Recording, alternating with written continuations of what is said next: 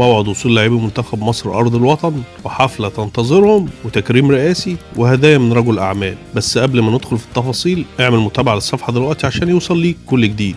رغم خروج منتخبنا من دور 16، لكن منتخب مصر رجع مرفوع الراس بعد أداء بطولي قدام منتخب الأرجنتين في مباراة شهدت إشادة كبيرة من الجماهير عبر العالم والإعلام العالمي، وكتير منهم شافوا إن الفراعنة كانوا يستحقوا نتيجة أفضل، خاصة بعد المستوى القوي اللي قدمه المنتخب، وبعد تفاصيل تحكيمية كتيرة كانت ضد المنتخب المصري أثارت جدل واسع خلال اللقاء. دلوقتي بعثة منتخب مصر غادرت مدينة أتلانتا الأمريكية في رحلة خاصة متجهة إلى مطار العالمين الدولي، والرحلة هتستغرق حوالي 12 ساعة، وده بعد ما وفر اتحاد الكرة طائرة خاصة لراحة اللاعبين والجهاز الفني بعد المجهود الكبير اللي بذلوه في كأس العالم. لكن المفاجأة الحقيقية مستنياهم أول ما يوصلوا أرض الوطن، استقبال جماهيري ورسمي ضخم في مطار العالمين وسط احتفال يليق بالأبطال. ووفق تصريحات محمد الشاذلي المتحدث الرسمي باسم وزارة الشباب والرياضة في إن وزير الشباب والرياضة هيترأس الوفد الرسمي لاستقبال المنتخب بحضور عدد من قيادات المؤسسات الرياضية، والأجمل إن الدعوة مفتوحة لكل الجماهير المصرية سواء في محيط مطار العالمين أو بمنطقة أبراج العالمين الجديدة من غير أي تذاكر أو دعوات، عشان كل المصريين يشاركوا في استقبال الأبطال